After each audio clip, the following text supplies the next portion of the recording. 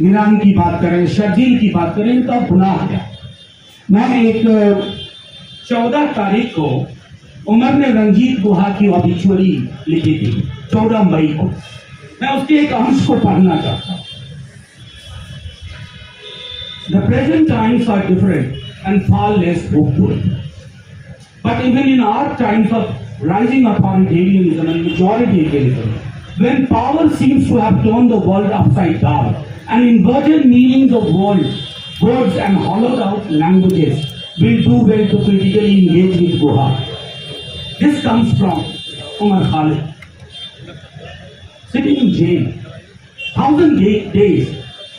और मैं इसी दौर में एक और किताब पढ़ रहा हूँ। किताब का नाम सुनकर के सोचिएगा कि मैं प्रेरणा के लिए नहीं पढ़ रहा हूँ। मारिया रेसा की है, how to stand up to a dictator. इसका अपने वाले से कोई खास ताल्लुक नहीं है। बहरहाल मारिया रेसा की ओर से जो लिखा गया वो देखिए।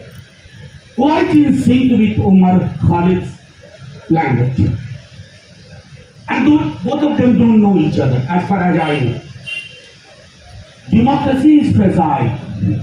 You have to fight for every bit and every law, every safeguard, every institution, every story. You must know how dangerous it is to suffer even the tiniest cut. That is why I say to us all, we must hold the line. I don't have to repeat that line. All of you standing here, sitting here, are holding the line. And I must also tell you that your tribe is growing. Your tribe is growing. I can smell that coffee of change.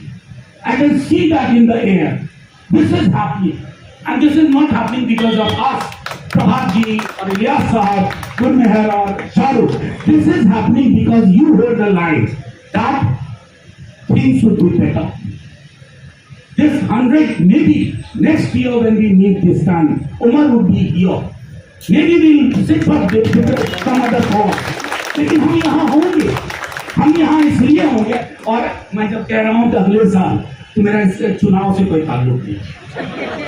मतलब ये timeline में आ रहा है कि चुनाव भी होगा इसी वक्त, लेकिन मैंने चुनाव सोच करके नहीं कहा था, क्योंकि democracy is not only about election, unlike what my external affairs minister thinks. उनके हिसाब से 5 साल के चुनाव तो टर्की में भी हुआ अभी, अर्दोगान फिर से आए, अपने वाले अर्दोगान भी फिर से आना ना आना महत्व नहीं रखता है। Democracy is all about institution. संस्थाएं कैसा काम कर रहे हैं, विश्वविद्यालय कैसा काम कर रहे हैं, उन संस्थाओं से हमारी क्या अपेक्षाएं हैं जिनके पास हम पहले जाया करते थे। जैसा हमारे को पैनलिस्ट ने कहा कि लेजिस्लेचर में जब आपको परेशानियां होती है, एग्जीक्यूटिव टायरानिकल होता है, तो आप जुडिशियरी की ओर देखते हैं। लेकिन जब आपको लगे कि जुडिशियरी की ओर भी जिस निगाह से आप पहले देखा करते हैं, जुडिशियरी की ओर निगाहें आपकी ओर उस तरह से आपको नहीं देखेंगे। हमारे यहां कहते थे जस्टिस डिलेड, जस्टिस डिनाइड। आप सोच के देखिए, उमर रिहा होगा, तमाम वो लोग रिहा होंगे, क्योंकि आरोप इसेंशियली किया है यूएपीए के थ्रू नेशनल सिक्योरिटी। मैं अवतार सिंह पाश को स्मरण नहीं करना चाहता कि राष्ट्र की सुरक्षा सबसे बड़ा धोखा होगी, कि राष्ट्र की सुरक्षा के नाम पर आप जिसको चाहे उठा के अंदर कर लें, क्योंकि राष्ट्र की सुरक्षा का मसला नहीं है महाशय, आप असुरक्षित हैं, यू आर इनसिक्योर। मैं जब लोग कहते हैं कि बड़े मजबूत प्रधानमंत्री हैं, तो यकीन मानिए इतनी बड़ी मेजॉरिटी के बाद इतना मजबूत प्रधानमंत्री मैंने नहीं देखा। अपनी सिक्योरिटी से परेशान, अपने हाव भाव, अपने चलने, उसमें इतने आत्मनिर्भर हैं कि कोई आकर के ये कहते कि ये चीज तुम्हारे खिलाफ प्लान कर रही है अमेरिका में जाकर, मतलब फलाना कोई इसका इतना मालूम नहीं है, वो चीटी तक पे यूएपीए लगवा सकते हैं। कहेंगे चीटी ने देश बदला है, इसका आशय कुछ और था, या अमरावती में भी जाकर के वही। तो मेरा आशय सिर्फ ये है कि when we hold the line, दिक्कतें अभी और आएंगी। अभी आपने देखा होगा कि लॉ कमीशन के थ्रू उन्होंने करवाया है कि सेडिशन लॉ में और सजा बढ़ाने का प्रावधान होना चाहिए। ये किसके लिए है?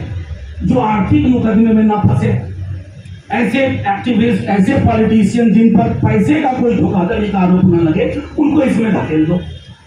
और बड़ा आसान है, जब रिवाज ये हो जाए कि प्रधानमंत्री इज इक्वल टू राष्ट्र, तब तो साहब आलोचना सुबह शाम होगी, तो आप उसको राष्ट्र की आलोचना कहेंगे।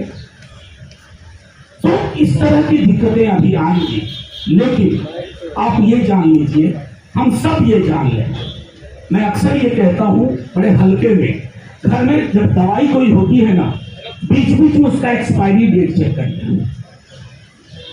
कई दफा हम एक्सपायरी दवाएं खा लेते हैं गलती से।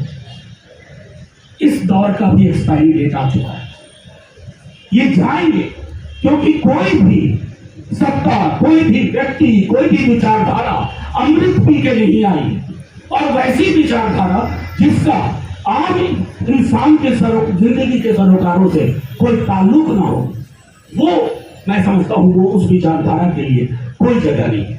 बस एक कोशिश हमें करनी है। हमारे बीच में भी अक्सर कंफ्यूजन हो जाता है।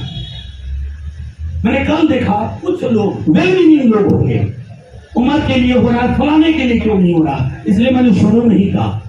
It's about all political prisoners, सिर्फ उम्र नहीं। उम्र के साथ तो मेरी बातचीत भी है, हम मिले हैं कई दफा, उम्र की बहन के निकाह पर भी मैं गया था, लेकिन कई लोग हैं जिनसे मैं नहीं मिला हूं, लेकिन उनके मसलों से भी हमारा ताल्लुक है। और वो ताल्लुक इसलिए है क्योंकि हमारा ताल्लुक होल्डिंग द लाइन्स है, वहां कोई समझौता नहीं।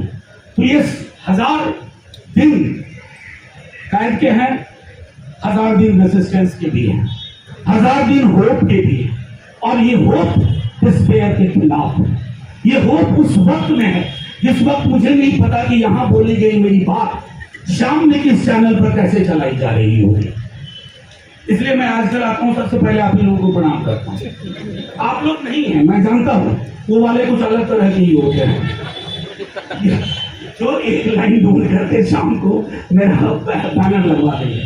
बस मैं इतना कहना चाहता हूं कि हमें अपने सॉलिडारिटी का दायरा बढ़ाना होगा। झारखंड के ट्राइबल, छत्तीसगढ़ के ट्राइबल, या भीमा कोरेगांव का जिक्र किया, भीमा कोरेगांव की लड़ाई को मुझको कहना होगा तो एक लाइन में कहूंगा, ये स्मृति की लड़ाई है, memory. It's a fight over memory. What kind of memory you upon value to and what kind of memory you take doesn't matter. एक डोमिनेंट मेमोरी वो नैरेटिव बन जाती है, और जो वंचित समूह है उनकी मेमोरी हाशिए पे रख दी जाती है। ये लड़ाई उनकी भी है, ये लड़ाई तमाम उन लोगों की है। और ये सिर्फ मैं कह रहा हूं कि पॉलिटिकल, मैं अक्सर कभी ये बात कही है, पॉलिटिकल पार्टी के भरोसे ये लड़ाई मत छोड़िए। It is too precious, too important to be left only to political party. Political party को चुनाव लड़ना है, पॉलिटिकल पार्टी चुनाव लड़ने में अंगलिक लगाती है, लेकिन आपके पास खुला आसमान है, मनोविज्ञान का, रसायन का, राजनीति का, समाज का।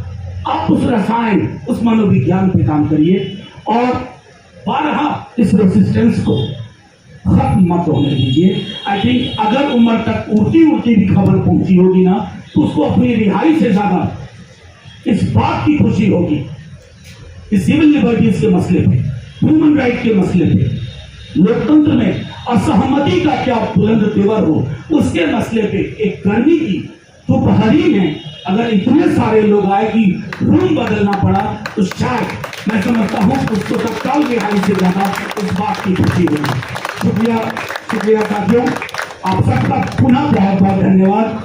दिल खुश हो गया, प्रेस क्लब में इतने सारे फेमिलियर चेहरे, वहाँ सीढ़ी पे ये तमाम लोग, आप ही को कह रहा हूँ अरिंदर जी, ये तमाम लोग इस बात की तस्दीक करते हैं। बड़ा पुराना है लेकिन दमदार है। We shall fight, we shall win. जय हिंद।